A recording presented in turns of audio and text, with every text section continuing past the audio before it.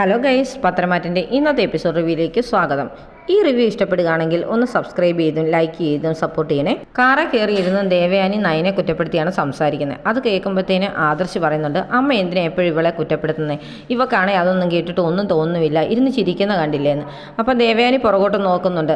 എന്നിട്ട് ദേവയാനിക്ക് ചിരിയൊക്കെ വരും. എന്നിട്ട് ദേവയാനി പറയുന്നുണ്ട്, നാണമില്ലാത്തവർ ഇങ്ങനെയൊക്കെ ഇരുന്ന് ചിരിക്കുകയൊക്കെ ചെയ്യും, അതിന് ഞാൻ എന്ത് ചെയ്യാനാ? നീ ഇപ്പം വേണമെങ്കിൽ ഇവക്ക് വെജിറ്റബിൾ ജ്യൂസൊക്കെ മേടിച്ച് കൊടുക്കാൻ പറയും. അതിന് അവൾക്ക് കുഴപ്പമൊന്നുമില്ലല്ലോ കരളിനെന്ന് പറയും. ആർക്കും കുഴപ്പമൊന്നും ഇല്ലെങ്കിലും വെജിറ്റബിൾ ജ്യൂസൊക്കെ കഴിക്കുന്നത് നല്ലതാണെന്ന് ദേവയാനി പറയും. അത് കേൾക്കുമ്പോഴത്തേന് നയന ചിരിയോടെ ദേവയാനിയെ നോക്കുന്നുണ്ട്. ദേവയാനി ചായയും കൊണ്ട് വരുന്നത് നോക്കിയിരിക്കുകയാണ് അനാമിക. അന്നേരമാണ് ജലജ ചായയും കൊണ്ട് വരുന്നത്. ഇതെന്താ അപ്പച്ചി ഇന്ന് ചായ കൊണ്ടുവന്നത്? വല്യമ്മ എന്ത് ചെയ്യുന്നു ചോദിക്കുന്നുണ്ട്. വല്യമ്മ രാവിലെ നടക്കാൻ പോയെന്ന് പറയും. ഇന്ന് നടക്കാൻ പോയോ? അതെ, അതിൻ്റെ കൂട്ടത്തിൽ നയനയും പോയിട്ടുണ്ടെന്നാണ് തോന്നുന്നത് എന്നൊക്കെ പറയുമ്പോഴത്തേന് ആണ് ജലജയും അനാമികയും നോക്കുമ്പോഴത്തേന് ആദർശും ദേവയാനി നയനയും എല്ലാം കയറി വരുന്നത്. ഇവരെല്ലാം കൂടെ ഒരുമിച്ചാണോ നടക്കാൻ പോയതെന്ന് ജലജ ചോദിക്കുന്നുണ്ട്. അപ്പം ദേവയാനി പറയും, ഞങ്ങൾ എല്ലാവരും വെവ്വേറെയാണ് പോയെന്ന് പറയും. അപ്പോൾ ആദർശ് പറയുന്നുണ്ട്, അതിന് ഇവർ രണ്ടുപേരും ഒരുമിച്ചൊന്നും അല്ലല്ലോ പോയത് എന്ന് പറയുമ്പോഴത്തേന് ജലജ പറയും, പക്ഷേ രണ്ടുപേരും ഒരുമിച്ച് പോയ പോലെ തോന്നുന്നുണ്ടല്ലോ എന്ന്. അതൊക്കെ നിൻ്റെ തോന്നലായിരിക്കും, ഞങ്ങൾ രണ്ടുപേരും രണ്ട് ഭാഗത്താണ് നടന്നത്.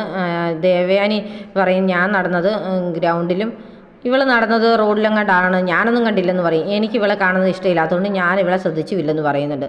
പിന്നെ വഴി വെച്ചാണ് നയനെ വണ്ടിയെ കയറ്റിക്കൊണ്ട് പോകുന്നതെന്നും ആദർശ് പറയുന്നുണ്ട്. പക്ഷേ അത് ജലജയ്ക്കും അനാമികയ്ക്കോ അത്രയ്ക്ക് അങ്ങോട്ട് സൂഹിക്കുന്നൊന്നുമില്ല. ഏട്ടത്തി പോയത് അറിഞ്ഞുകൊണ്ട് ഇവൾ പുറകെ പോയതായിരിക്കുമെന്ന് പറയുന്നുണ്ട് ജലജ. അന്നേരത്തേന് നവി അങ്ങോട്ട് വരുന്നുണ്ട്. അപ്പം നവി പറയും, ഇനിയിപ്പം അമ്മായി അങ്ങോട്ട് ചൂട് പിടിപ്പിച്ചോ, നിങ്ങൾക്ക് എന്നാ വേറെ പണിയൊന്നും ഇല്ലെന്ന് ചോദിക്കും. അവർ രണ്ടുപേരും നടന്നിട്ട് വന്നാൽ അവർ നടന്നു, അത്രയല്ലോ കാര്യമെന്നൊക്കെ പറയും. അന്നേരത്തേന് ദേവയാനി പറയുന്നുണ്ട്, ഞാൻ കണ്ടില്ലല്ലോ ഇവളാണ് എന്നെയും കണ്ടിട്ടില്ലെന്ന് പറയും. അപ്പം ആദർശം പറയും, ഇവർ ഒരുമിച്ചല്ലല്ലോ നടന്നതെന്നൊക്കെ. നവിയ പറയുന്നുണ്ട്, സ്വന്തം മോനെയോ പറഞ്ഞു ഒരു വഴിക്കാക്കി, ഇനി ഇവളെയും കൂടെ അങ്ങനെ വെറുതെ വഴി തെറ്റിക്കാതെ നിങ്ങൾക്ക് വേറെ പണിയൊന്നും ഇല്ലേ എന്ന് ചോദിക്കുന്നുണ്ട്.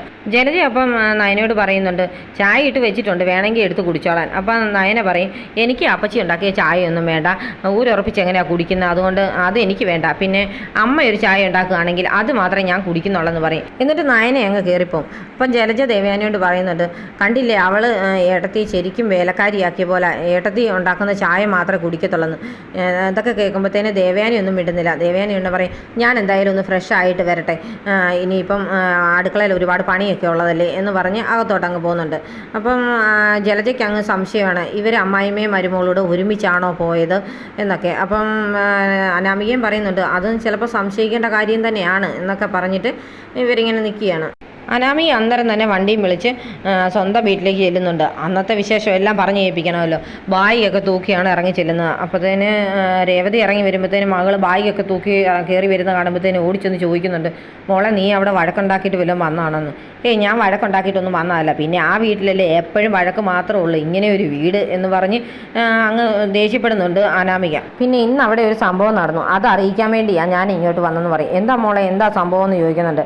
ഇന്ന് വല്യമ്മ നടക്കാൻ പോയി കഴിഞ്ഞപ്പോഴത്തേന് നയനയും പുറകെ നടക്കാൻ പോയായിരുന്നു. തിരിച്ചു വന്നപ്പോൾ ആദർശേട്ടൻ്റെ കൂടെ ഇവർ രണ്ടുപേരും ഉണ്ടായിരുന്നു.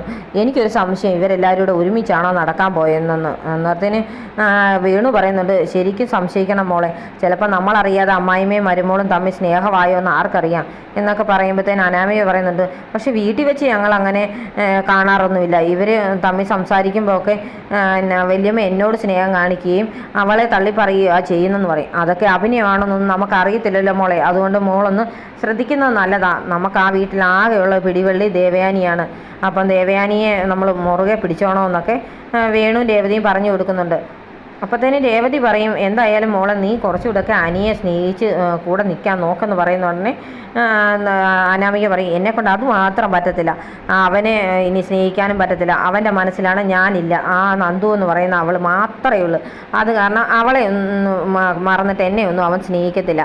അതുകൊണ്ട് ഇനി എങ്ങനെയും അമ്മയും അച്ഛനും പറഞ്ഞ പോലെ അവിടെ നിന്ന് കുറേ സ്വത്തിൻ്റെ വീതമെങ്ങാനും ഒക്കെ മേടിച്ചെടുത്തിട്ട് എനിക്ക് മനസ്സിന് ഇഷ്ടപ്പെട്ട ആരെയും കല്യാണം കഴിച്ച് നന്നായിട്ട് ജീവിക്കണമെന്നാണ് എൻ്റെ ആഗ്രഹം എന്ന് പറഞ്ഞ് അനാമിക നിൽക്കുമ്പോഴത്തേന് രേവതി പറയുന്നുണ്ട്, മോളെ നീ എന്തെങ്കിലുമൊക്കെ പറയുന്ന പോലെ അല്ലല്ലോ, ശരിക്കും ദേവയാനിയോട് കാല് പിടിക്കാനോ വല്ലതും ആയിരിക്കും ഇവള് പുറകെ പോയിരുന്നത്.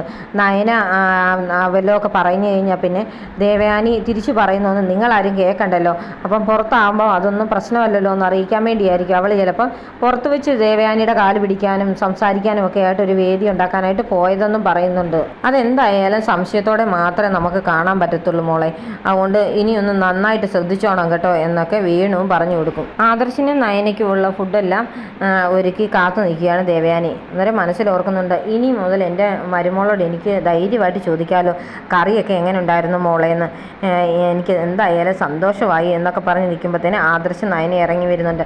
അപ്പോൾ ദേവയാനി അവരോട് പറയുന്നുണ്ട്, ആഹാരം എന്തായാലും കളയരുത്, എല്ലാം വയറ് നിറച്ച് കഴിക്കണമെന്നൊക്കെ പറയും. അപ്പോൾ ആദർശ് പറയും, അമ്മ ഞങ്ങൾ ആഹാരമൊന്നും കളയത്തില്ല എന്ന് പറയും. നയനയും പറയുന്നുണ്ട്, എന്താണെന്ന് അറിയത്തില്ല, അമ്മയുടെ സ്നേഹം കൂടെ കലർന്നുകൊണ്ടായിരിക്കും കറിക്കൊക്കെ നല്ല ടേസ്റ്റ് ആകുകൊണ്ട് ചോറും കറിയൊന്നും ഞങ്ങൾ കളയാറില്ലെന്ന് പറയും. ഞാൻ ഇച്ചിരി വേണ്ടെന്ന് വെച്ചാൽ പോലും ഇവൾ ഒട്ടും കളയാറില്ലമ്മേ, ചോറിൻ്റെയും ഒക്കെ വില അറിയാവുന്നവളാണ് ഇവൾ എന്ന് ആദർശ് പറയുന്നുണ്ട്. അന്നേരം ദേവയാനി പറയും, ഞാൻ ഇവളെ ഉദ്ദേശിച്ചൊന്നും അല്ല പറഞ്ഞത്, നീ നന്നായിട്ട് കഴിക്കണമെന്നാണ് ഉദ്ദേശിച്ചെന്നൊക്കെ പറയും.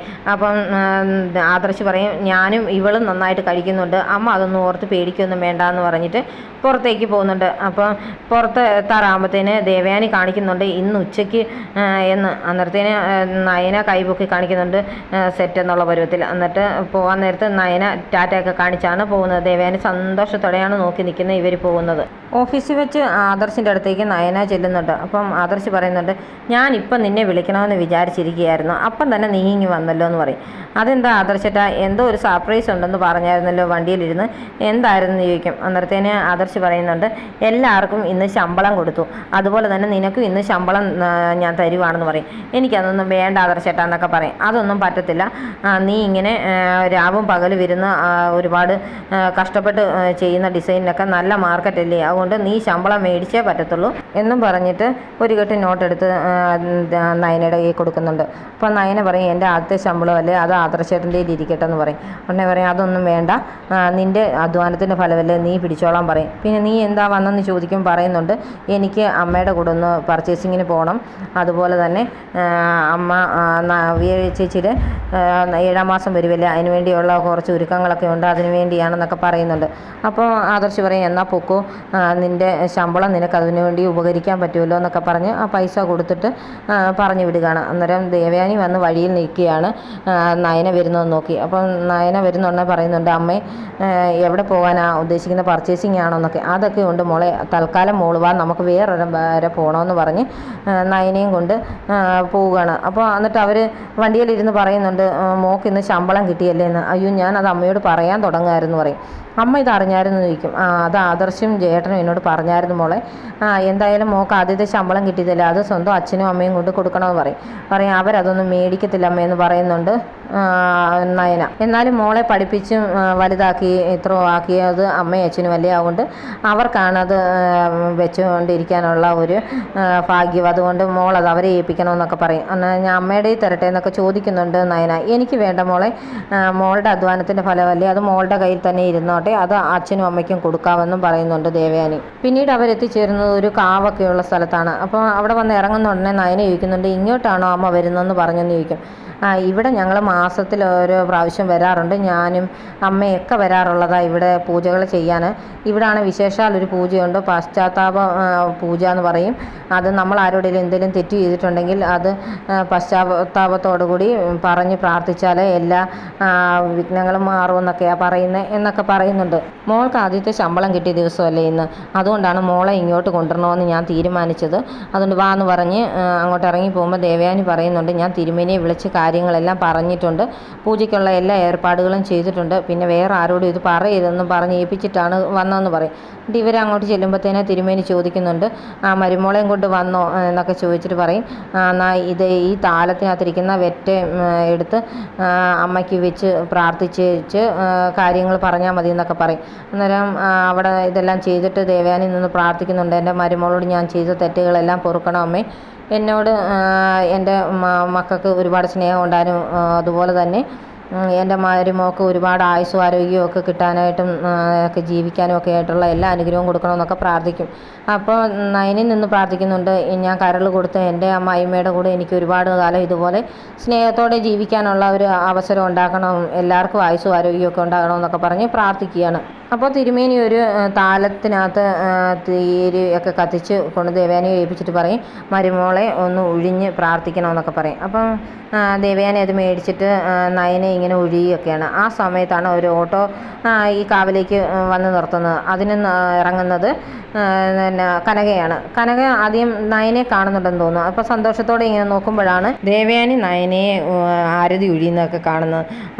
അത്ഭുതപ്പെട്ടു പോകുന്നുണ്ട് കനക. എന്നിട്ട് കനക ഇങ്ങനെ നോക്കി നിൽക്കുകയാണ് ഇവരുടെ ഈ പ്രവർത്തികളൊക്കെ. ഇത് കാണിച്ചുകൊണ്ടാണ് ഇന്നത്തെ എപ്പിസോഡ് അവസാനിക്കുന്നത്.